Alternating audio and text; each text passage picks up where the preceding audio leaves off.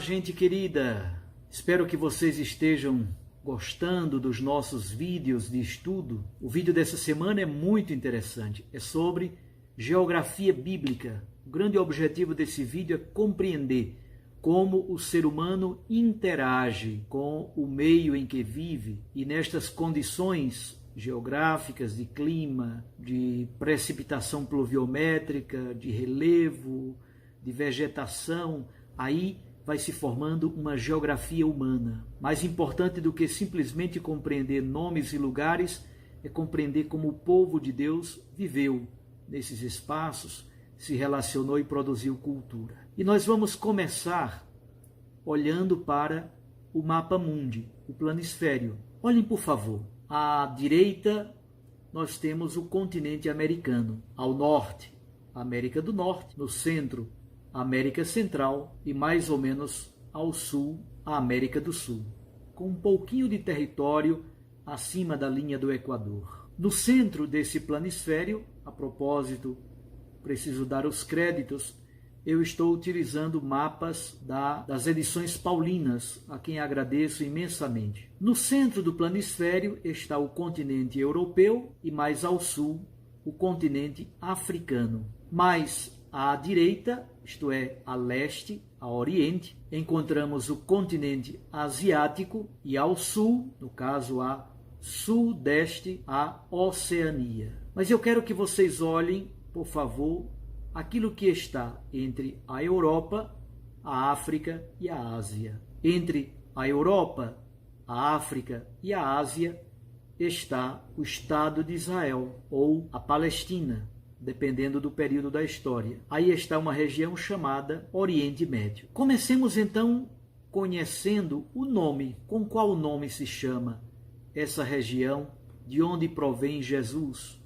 De onde provém o mundo da Bíblia. Obviamente, como sabemos, basta olhar a história do Brasil, já se chamou Monte Pascoal, já se chamou Ilha de Vera Cruz, Terra de Santa Cruz, Brasil, e finalmente, a partir de 67, e isso foi referendado também pela Constituição de 88, o Brasil se chama República Federativa do Brasil. Isto é, o nome da região varia de acordo com a história, de acordo com a época em que se vive. A terra de onde provém Jesus tem uma história milenar. Bem no princípio, isto é, antes do Êxodo, antes do século 13 a.C., essa terra se chamava Canaã.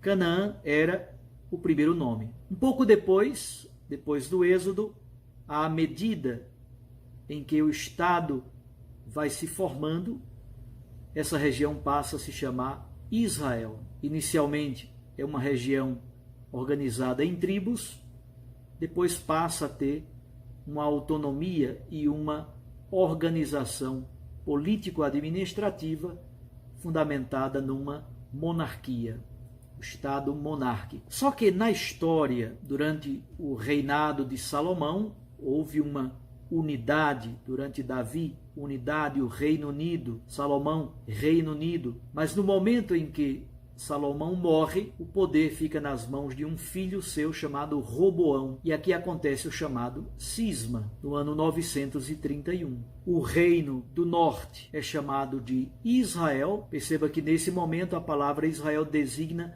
apenas o Reino do Norte, as tribos do Norte, cuja capital posteriormente se organiza em Samaria, uma cidade chamada Samaria, a partir de Omri e, sobretudo, a partir do rei Acabe. No sul, a tribo de Judá, praticamente sozinha, forma o Reino do Sul, ou Judá, cuja capital é Jerusalém. Então, nesse período do reino dividido, Israel é apenas o Reino do Norte, Judá é o Reino do Sul. Essa região também foi chamada de Palestina. Os assírios já a chamavam de Palestina, Palastu. Os romanos passaram a chamá-la também de Palestina. Hoje, como sabemos, a mesma região física, lá estão o Estado moderno de Israel e a chamada Autoridade Palestina, especialmente na região central, na Cisjordânia, e na chamada faixa de Gaza. Então percebam, Canaã, Israel, Palestina são nomes da mesma região. E depois do reinado de Salomão, no período do reino dividido, Israel designa o reino do norte e Judá designa o reino do sul. Mas olhemos mais uma vez para o nosso mapa. Eu quero lhes apresentar agora o chamado Crescente Fértil. Olhemos com calma. Por que essa região é chamada de Crescente Fértil? Exatamente porque ela forma uma espécie de meia-lua. A lua no formato crescente fértil, no formato da lua crescente. Comecemos pelo sul, parte-se aí do Egito. E no Egito temos um grande rio chamado Rio Nilo. Passa por Israel, onde está o Rio Jordão. Passa também pela região do Líbano e da Síria, atuais Líbano e Síria, chamada Ciro-Fenícia Antiga. Aí temos o rio Orontes. E finalmente chega à Mesopotâmia, onde hoje está o país chamado Iraque. A palavra Mesopotâmia significa terra entre dois rios. E quais são os rios? O rio Eufrates e o rio Tigre. Ambos correm e desaguam no Golfo Pérsico. Mas olhemos com mais calma este mapa do Crescente Fértil.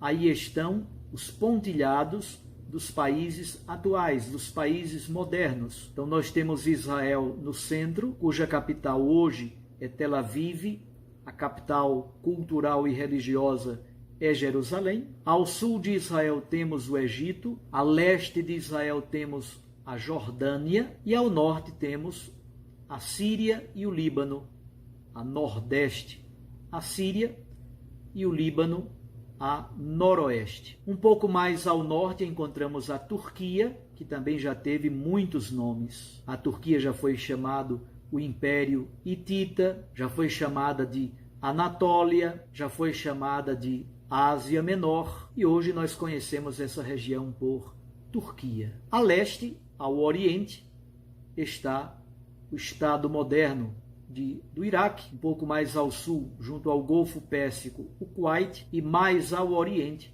o Irã. Então, essa região chamada Crescente Fértil é assim chamada porque encontramos essa conjunção de rios com bacias férteis.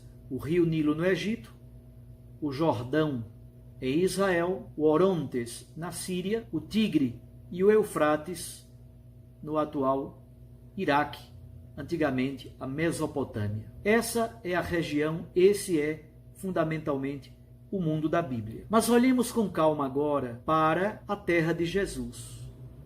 Chamemos de Israel ou Palestina. Quais são as dimensões dessa região? Israel, a terra de Jesus, que tem uma história bimilenar no mundo bíblico, possuía mais ou menos 20 mil quilômetros quadrados. É pequeníssima. Se vocês pensarem, o estado de Sergipe, o menor estado brasileiro, possui aproximadamente 22 mil quilômetros quadrados. A minha querida Paraíba, que é tão pequenina, possui 56 mil quilômetros quadrados. Portanto, a Paraíba, que é tão pequena, é mais do que o dobro do Estado de Israel. As dimensões dessa terra, em torno de 20 mil quilômetros quadrados. Portanto, é uma região muito pequena. No norte, vocês percebam que ela é um pouco mais estreita, do mar Mediterrâneo até o lago de Genezaré, temos em torno de 50 quilômetros. Ao sul, essa região é um pouco mais larga. Há uma expressão na Bíblia muito interessante. Quando se queria falar da região, do tamanho desse país, se chamava de Dan a Beersheba, de Dan a Bersabeia. Dan está no extremo norte, Bersabeia está no extremo sul. Assim, quando a Bíblia fala de Dan a Beersheba, de Dan a Bersabeia, significa todo o Israel, todo o território dessa região. Os limites, já os dissemos, mas agora vamos sistematizar. Ao norte, Israel se limita com a chamada Ciro-Fenícia. Essa região de Ciro-Fenícia hoje equivale ao país chamado Líbano, um pouco mais a noroeste, e o outro país chamado Síria. um pouco mais a nordeste. Ao sul temos o Egito, a oeste temos o Mar Mediterrâneo e, finalmente, a leste temos a Jordânia. No mundo bíblico, ao sul, na verdade, temos um deserto chamado Negev, e um pouco mais ao sul temos outro deserto chamado Deserto de Sim, ou Deserto do Sinai. A leste, depois do Rio Jordão, temos uma região chamada Transjordânia, significa exatamente para além do Jordão. As regiões bíblicas de Bazã, Galaad, Amon, o deserto arábico, todos estão a leste. Do ponto de vista do relevo, olhemos novamente o mapa. As regiões naturais da terra de Israel. O que encontramos? Encontramos 3 faixas longitudinais. Longitudinal significa do norte ao sul. A primeira faixa longitudinal é a chamada faixa litorânea, ou a planície costeira. Um pouco mais ao norte temos a Baía de Aco. Somente a partir desse ponto, para o norte, há a possibilidade de porto. Terra de Jesus praticamente não tinha comércio pelo mar, praticamente não tinha transporte marítimo. Somente a partir de Aco, dessa Baía de Aco ou Acre, para o norte, é que temos a possibilidade de porto. Um pouco mais ao sul, encontramos a planície do Sharon. Vai do Monte Carmelo até a cidade de Jope. Mais ao sul ainda temos a planície filisteia, entre Jope e Ascalon. E entre a planície litorânea, a faixa litorânea e as serras centrais, aí temos o sopé dos montes, que é uma região muito fértil, o sopé das serras da Judeia, chamada Shefelá. Shefelá ou Cefelá é essa região ao sopé das serras da Judeia. No centro da terra estão as montanhas e planaltos centrais. Ao norte estão as serras da Galileia. Algumas regiões da Galileia possuem entre 600 e até 1.000 metros de altitude, e a chamada Baixa Galileia. Nazaré, por exemplo, está na Baixa Galileia, altitudes em torno de 600 metros para baixo. No centro estão as serras da Samaria ou serras de Efraim. Já são serras muito mais altas, variam entre 800 até 950 metros de altitude. E mais ao sul estão as montanhas da Judeia, com serras que variam entre 900 até 1.100 metros de altitude. Mais à direita temos a chamada Depressão do Jordão. Por que tem esse nome de Depressão do Jordão? Exatamente porque é uma grande fossa, é chamada também a Fossa Jordânica ou Depressão do Jordão. Bem ao norte temos o Lago da Galileia, daqui a pouco falarei sobre a hidrografia. Corre no centro dessa fossa jordânica o Rio Jordão, e ao sul está o chamado Mar Morto. O Lago da Galileia tem mais ou menos 44 metros de profundidade, mas está a 213 metros abaixo do nível do mar. O Mar Morto está a cerca de 400 metros abaixo do nível do mar e tem uma salinidade imensa. Em Israel também há alguns vales férteis, poucos na verdade. A região é muito pobre, daqui a pouco veremos as suas fontes naturais. A região é muito pobre de recursos naturais, mas você encontra, por exemplo, bem ao norte, o Vale de Hule, que é bastante fértil, um pouco pertinho da terra de Jesus, pertinho de Nazaré, um pouco ao sul, está o imenso Vale do Esdrelon, ou Vale de Jezrael, que vai de Meguido a Bet-Shean. Aí está um grande celeiro para a produção de trigo e cevada em Israel. Seguindo o Rio Jordão, temos o Vale do Jordão, e mais ao sul, na Judeia, relativamente perto de Jerusalém, temos o Vale do Sorek, que produzia uma uva muito especial, chamada inclusive uva Sorek. São vales férteis numa região pobre em recursos naturais, muito árida, com regiões desérticas e semidesérticas. E há também alguns montes importantes, entre eles os principais. O Monte Carmelo. O Monte Carmelo está pertinho da Baía de Aco, um pouco ao norte, próximo da Galileia. Ao norte, na verdade, a noroeste, está o Monte Carmelo com 525 metros. O Monte Gelboé, 545 metros. O Monte Tabor, 615 metros de altitude. O Monte Moriá, mais ao sul, na Judeia, 780 metros de altitude. O Monte das Oliveiras, 818 metros de altitude. O Monte Gabaá, 840 metros de altitude. O Monte Ebal, 940 metros de altitude. E o Monte Hebron, com 1.010 metros de altitude. Na verdade, a região mais alta de Israel é o sul, é a região da Judeia. Jerusalém está nas montanhas. É por isso que na Bíblia muitas vezes se fala de subir para Jerusalém. Quem mora na Galileia, no norte, sempre sobe para Jerusalém. Alguém pode estranhar, porque no mapa a Judeia está ao sul, Jerusalém está ao sul. Como é que eu vou subir para Jerusalém? Porque Jerusalém está nas montanhas da Judeia, praticamente a 1.000 metros de altitude. Demos uma olhadinha também na hidrografia de Israel. Israel tem pouquíssimos recursos hídricos, poucos. É por isso que eles são muito conscientes em relação ao uso da água. Qual é a principal fonte de água doce para Israel? O Rio Jordão. O Rio Jordão nasce lá no extremo norte, ao sopé do chamado Monte Hermon. O Monte Hermon tem praticamente 3.000 metros de altitude e no período do inverno chega a ter neve. Quando chega a primavera, a neve se dissolve e ali começam as nascentes do Rio Jordão. Eu já tive a graça de visitar os primeiros afluentes, as primeiras nascentes do Rio Jordão, lá no extremo norte de Israel. Mais adiante, há um pântano chamado Lago de Hule. Hoje, esse lago não existe mais. O Estado moderno de Israel bonificou o Lago de Hule e transformou numa imensa área para a produção agrícola. O Rio Jordão desce um pouco mais e deságua no Mar da Galileia. Mar da Galileia, o nome oficial do Mar da Galileia é Lago de Kinneret.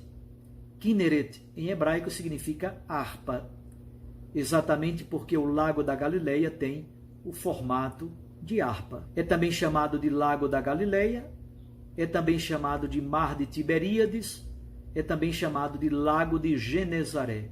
É grande, possui 21 quilômetros de comprimento por 12 quilômetros de largura, 44 metros de profundidade, está a 213 metros abaixo do nível do mar. É uma grande fonte de água doce, é também fonte de pescaria para a região do norte, a região da Galileia. Bem mais ao sul está o Mar Morto, recebe as águas do Jordão, recebe também as poucas águas dos montes da Jordânia, do lado leste, do lado oriental, e também alguns riachos do lado ocidental. É um mar extremamente salgado, suas águas são mais salgadas do que as águas normais dos oceanos, e é por isso chamado de Mar Morto, porque lá não nasce nenhuma vegetação, não tem peixe, não tem vida praticamente.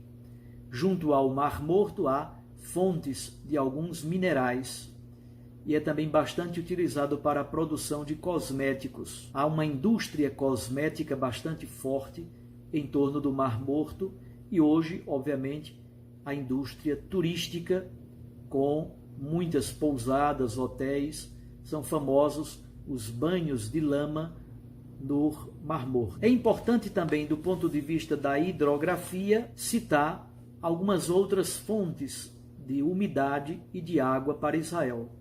Alguns vades. O que são vades? Vade é um riacho temporário. Eu sou do sertão da Paraíba, sertão árido e quente.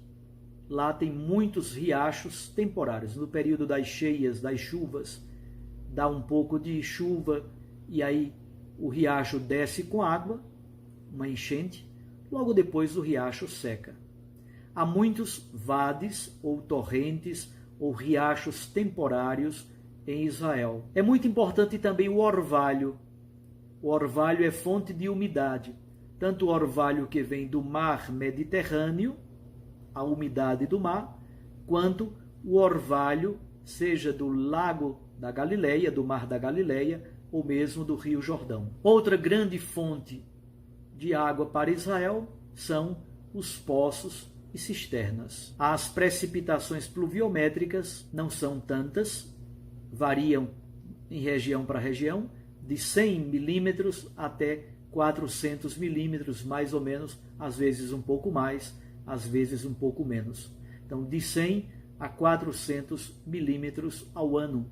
Percebam que é uma precipitação pluviométrica bastante baixa. Do ponto de vista da economia, a região de Jesus vive de cereais, produz sobretudo trigo e cevada, alguns frutos importantes, a oliva, para se fazer o azeite, o figo é comido como fruta, mas também do figo se faz uma espécie de marmelada, uma espécie de melado, de melaço, para adoçar os alimentos, e obviamente a uva. Essas três árvores são muito importantes, inclusive nos relatos bíblicos. Oliva, figo e uva.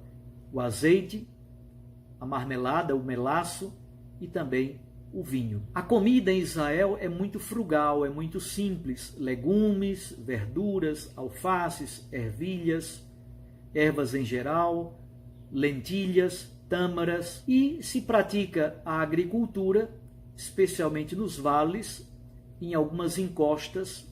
No Oriente se descobriu a chamada plantação em patamares. Ao invés de se plantar verticalmente no monte, se criam patamares e ali se faz a agricultura. No século XIII, por exemplo, se descobriu o uso da cal, e foi uma descoberta muito importante exatamente para cobrir as cisternas, betumar as cisternas com cal e assim se poder guardar a água, a pouca água da chuva.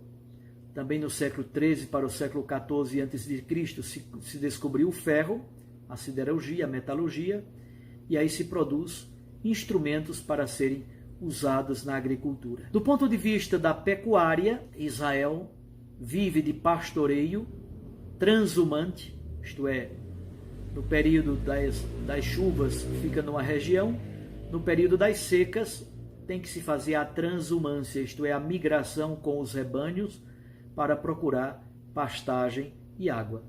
E o pastoreio é sobretudo de gado miúdo. Gado miúdo significa cabras e ovelhas. Praticamente em Israel não há criação de gado bovino, especialmente numa região chamada Bazã, que está na Transjordânia, a nordeste, na Transjordânia.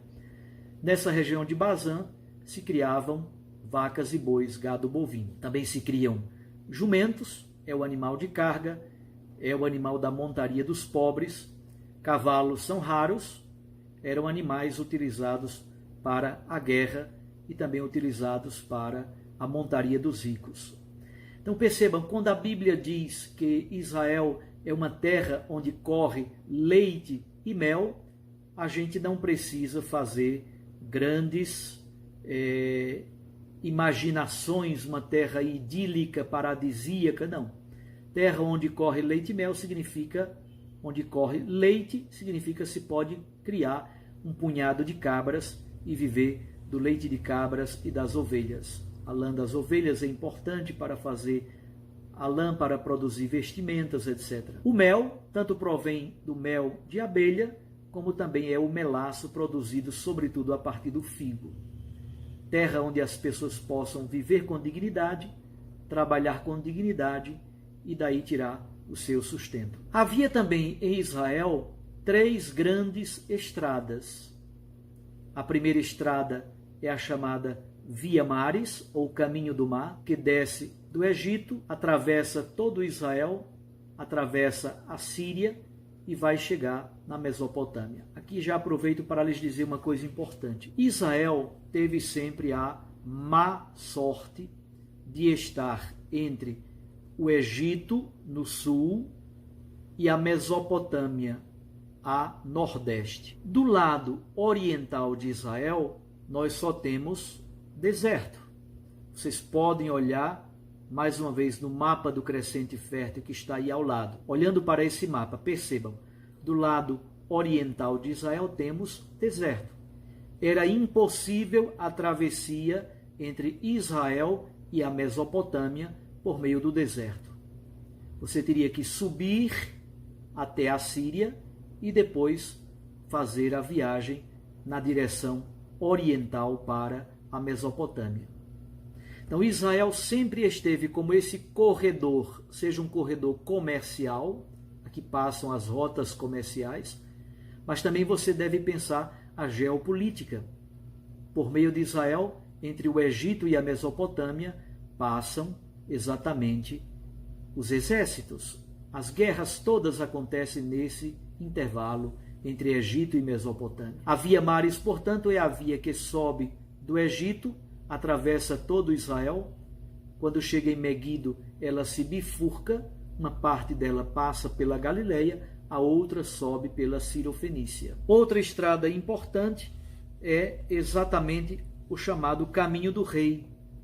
É pela Transjordânia, do lado leste do Rio Jordão. E no centro de Israel há um caminho que é chamado Caminho de Shur. O Caminho de Shur parte do deserto do Negev e vai em direção ao norte, exatamente pela Cordilheira Central, passando por Bexeba, por Hebron, por Belém, Jerusalém, Gabaá, Betel, Silo, Siquém e sobe até a Galileia. Vamos olhar agora um pouquinho o mapa a partir dos períodos históricos.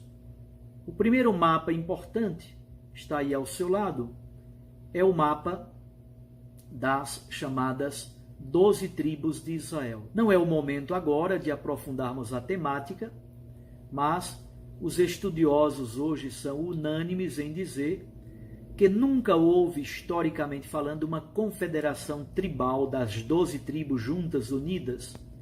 Isto é, as 12 tribos de Israel numa confederação tribal é muito mais uma construção teológica do que uma construção histórico-factual. Em todo caso, olhemos para estas 12 tribos de Israel. Bem ao norte estão as 4 tribos do norte e o pedaço da tribo de Dan.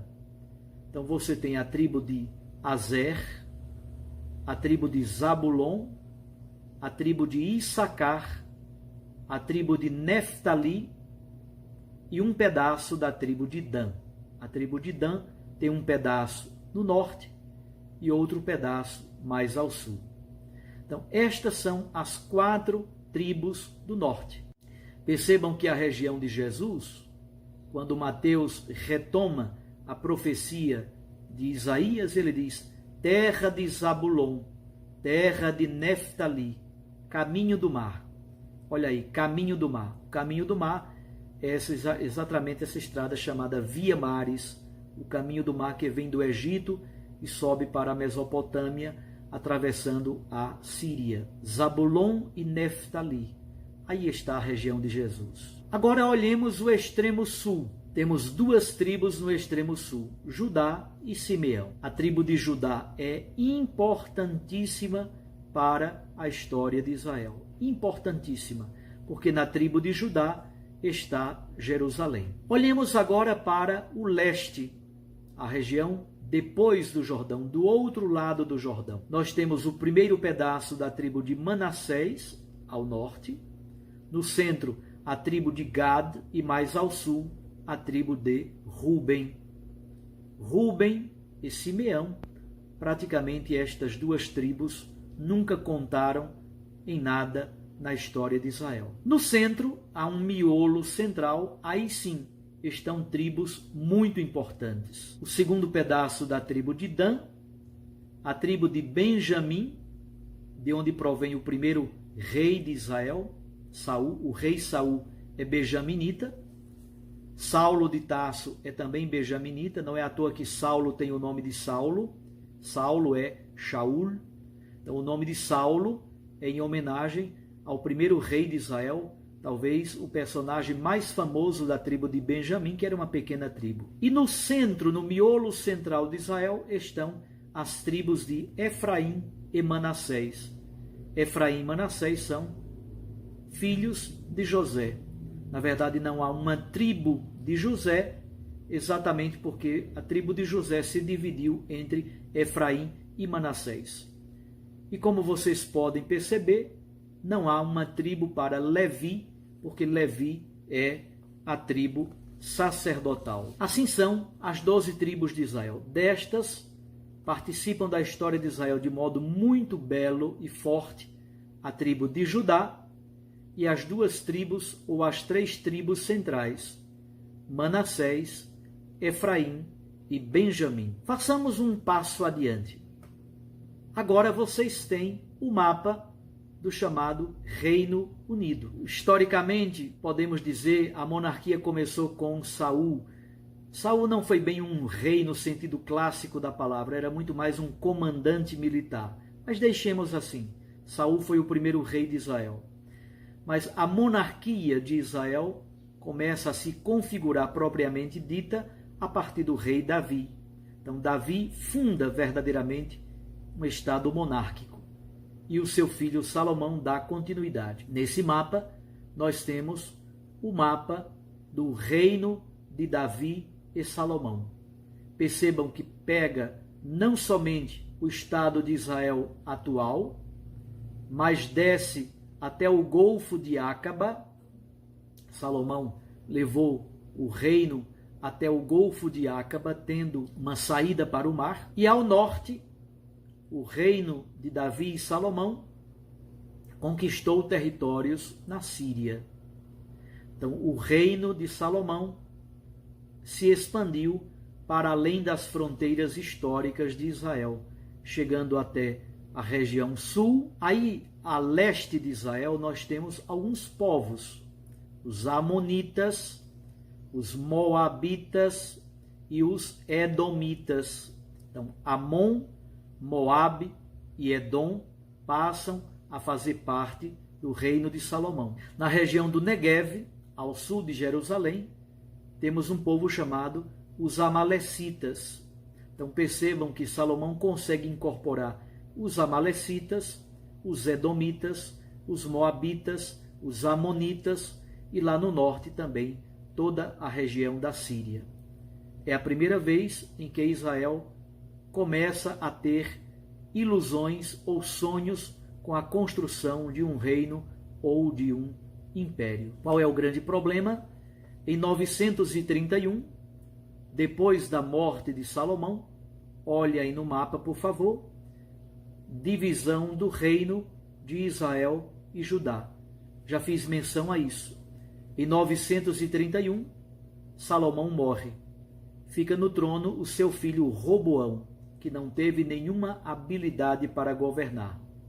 Roboão foi extremamente duro e os anciãos do reino do norte vieram a Roboão e pediram: ameniza o nosso sofrimento, está tudo pesado demais, muitos impostos, muitas taxas, muito sofrimento.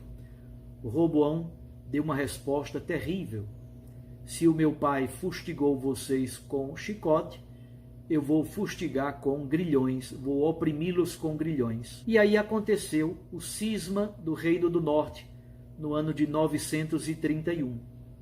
Como já disse, as tribos do norte formaram um reino chamado Israel.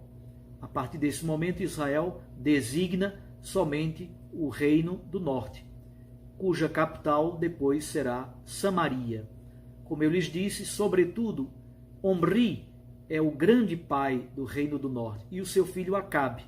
Omri e Acabe são verdadeiramente fundadores do reino do norte. Do ponto de vista histórico, cultural e econômico, o reino do norte era muito mais forte e muito mais importante do que o reino do sul. Então, o reino do norte, capital Samaria, E Judá praticamente ficou sozinho. Judá, o Reino do Sul, a capital ficou em Jerusalém. Só que, a partir do século IX, entre o século IX e o século VII a.C., pela primeira vez surge no horizonte de Israel a dominação de um império estrangeiro. Que império é esse? O Império Assírio. Vejam, por favor, no mapa. Nesse mapa nós temos a expansão do Império Assírio. Se vocês olharem, a Assíria é um reino que está na Mesopotâmia, a capital é Nínive. Naquela primeira bolinha, no primeiro círculo pequenino, onde está o nome Assíria e a cidade de Nínive. Ali é o primeiro núcleo do Império Assírio. Depois a Assíria se expandiu um pouco mais, dominou a cidade de Cárquemes, dominou toda a região da Acádia. Mais adiante, um outro ciclo de dominação e de ampliação do império. Mais adiante, outro ciclo de ampliação do império. E, finalmente, no século VIII, a Assíria chega até a região de Israel. No ano 721, o Reino do Norte cai diante do exército do Império Assírio, e a cidade de Samaria é destruída e incendiada. Os assírios chegam, como vocês podem ver no mapa, até o Egito. O estado de Judá, isto é, o reino de Judá, não é plenamente destruído, mas se torna um estado vassalo, pagando altíssimas taxas, impostos ao Império Assírio. Em 721, como lhes disse, o Reino do Norte, Israel, cai diante do Império Assírio. Samaria é destruída, a população de Israel é exilada e de lá eles trazem povos pagãos que repovoam a região da Samaria. Mas a história caminha. E agora chegou o momento do Reino do Sul. Mais uma vez, Israel é invadido agora por outro império que também vem do Oriente. Que império é esse? O chamado Império Neobabilônico, como vocês podem ver no mapa. Nabucodonosor, imperador babilônico, invade Jerusalém, uma primeira invasão no ano 597, mas a grande invasão é em 587. Em 587, Jerusalém é destruída, antes de Cristo, o templo é incendiado, grande parte da população é exilada para a Babilônia. Então percebam esse império neo-babilônico e mais ao norte o império dos Medos. O que é importante para nós é o império neo-babilônico, que toma conta de toda a Mesopotâmia, da Síria e de toda a região de Israel. Jerusalém é destruída em 587, a população é levada exilada, cativa para a Babilônia. É o famoso exílio babilônico em 587. A história caminha e aparece um outro dominador, Ciro.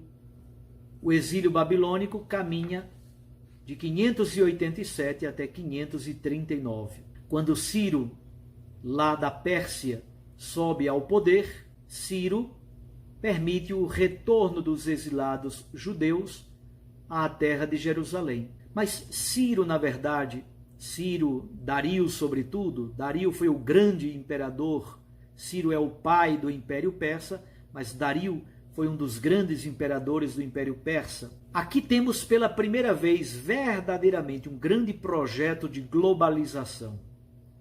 O Império Persa espalha para todo o império uma língua comum chamada aramaico. A terra de Jesus passa a falar aramaico. Dario cunha uma moeda única, um sistema organizativo de administração baseado em satrapias, um sistema de comunicação de correios e de estradas.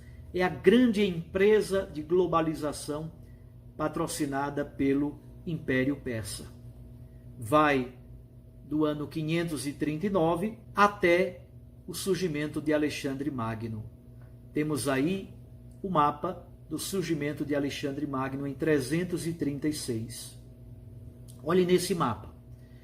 Pela primeira vez, a dominação vem do Ocidente. Alexandre Magno, eu tive a graça de visitar a cidade de Tessalônica, cidade moderna na Grécia, com mais ou menos 1 milhão de habitantes, e lá está no centro de Tessalônica a estátua equestre de Alexandre Magno, porque Alexandre vem da Macedônia, uma região da Grécia. Então, pela primeira vez, a dominação provém do Ocidente, do mundo grego, e é outro universo cultural completamente diferente. Alexandre teve uma carreira vertiginosa e assustadora, de 336 até 323, e morreu repentinamente em 323. Percebam que Alexandre Magno conquista não somente a Macedônia, praticamente toda a Anatólia, a atual Turquia, a região da Síria, a região da Mesopotâmia, a região de Israel, o Egito, a Líbia, e o seu império se estende até a Pérsia, até as fronteiras da Índia. É impressionante a vertiginosidade das conquistas de Alexandre Magno. Mas do mesmo modo que ele se levanta vertiginosamente, morre mais que de repente. Depois da morte de Alexandre Magno, o seu império fica sendo rasgado e dividido entre generais que brigam. O que diz respeito para o mundo da Bíblia e para Israel, sobretudo, é a briga entre os generais do Egito, que se chamam Lágidas ou Ptolomeus, e os generais da Síria e da Mesopotâmia, que se chamam Seleucidas. No primeiro momento, Israel fica sob o domínio dos Lágidas ou dos Ptolomeus. Então, são generais lá do Egito, mas são de cultura helênica. Isso é muito importante o que eu quero dizer para vocês. Então, a partir do ano 300, entre o ano 300 e mais ou menos o ano 200 a.C., a terra de Jesus foi dominada pelos Lágidas ou Ptolomeus do Egito. Então, são povos do Egito, mas de cultura grega, Mais ou menos nesse período, um pouco antes, no século III, se faz a tradução da Bíblia para o grego, a chamada Septuaginta, ou Bíblia dos 70. Então, entre o ano 300 e o ano 200, durante 100 anos, a terra de Jesus é dominada pelos egípcios, mas egípcios de língua e de cultura grega, chamados de Ptolomeus ou Lágidas. No ano 200, os generais do norte, da Síria e da Mesopotâmia, vencem a guerra contra os egípcios. E do ano 200 até o ano 142, Israel é dominado pelo Império Seleucidas. O Império dos Seleucidas da Síria é extremamente violento e dominador. Daí provém, por exemplo, um rei terrível chamado Antíoco IV Epífanes. A abominação da desolação é colocada no Templo de Jerusalém, as Bíblias são rasgadas e queimadas, a circuncisão é proibida, a religião judaica praticamente é proibida. Então, entre o ano 200 e o ano 142, os Seleucidas dominam a terra de Jesus. É o período também da revolta macabaica. O livro dos Macabeus, o livro de Daniel, são livros exatamente desse período da dominação dos Seleucidas. A terra de Jesus tem um leve período de independência, o período dos Asmoneus ou Macabeus, a família macabaica, depois eles passam a se chamar de Asmoneus. E a partir do ano 66 a.C., os romanos chegam. O general Pompeu entra em Jerusalém e a partir do ano 66 a.C., o Império Romano domina a terra de Jesus. Durante a vida de Jesus inteira, Israel estava sob a dominação dos romanos. Vejam, por favor, o mapa do Império Romano no século I antes de Cristo. Aí estão as colônias do Império Romano: o Egito, a Grécia, a Frígia, a Itália, a região da Espanha. Percebam que vai até a Germânia e chega até a Britânia, no caso a Inglaterra. Todo o norte da África se torna parte do Império Romano. Toda a Ásia Menor, toda a Anatólia, a atual Turquia, faz parte do Império Romano. A Síria e, obviamente, a Palestina, isto é, Israel. Israel não é propriamente uma colônia do Império Romano, mas faz parte da colônia da Síria. A partir do ano 66 antes de Cristo, até muitos séculos depois de Cristo, a terra de Jesus é dominada pelos romanos. Um pouco antes de Jesus, os romanos permitiram que Israel tivesse um rei local. Esse rei local, colaborador do Império Romano, se chama Herodes. E ele foi, de fato, um grande rei, um grande administrador. É por isso que ele é chamado de Herodes Magno, ou Herodes o Grande. Nesse mapa que vocês percebam no mapa, aí está o reino de Herodes Magno. Mas atenção, é um reino secundário, é um reino local. Herodes Magno é rei, mas na verdade ele faz parte da grande estrutura do Império Romano. É um rei secundário, colaboracionista com o Império Romano. Mas aí está o reino de Herodes Magno. Herodes não era judeu propriamente dito, ele era do sul, de uma região chamada Idumeia, ele era idumeu, mas ele cria um reino bastante amplo que vai até a província da Síria, pegando não somente a Judéia, mas também a Samaria, a leste pega a Pérea, um pouco mais ao norte regiões da Decápole, poucas regiões da Decápole, a Decápole sempre se manteve como região autônoma, um pouco mais ao norte a Galileia, e a nordeste, uma região com muitos nomes, complexa, que é a região da Bataneia, Gabanítide, Traconítide, Gaulanítide, Auranítide, será o futuro reino do seu filho Filipe. Só que, depois da morte de Herodes Magno, o seu reino foi dividido entre os seus filhos. Herodes Magno morre no ano 4 a.C., no ano 4 a.C., é importante ter clareza, quando Jesus nasceu, o rei era Herodes Magno. Quando Jesus morreu, o rei da Galileia era Herodes Antipas. Jesus então viveu nesse período de Herodes Magno a Herodes Antipas.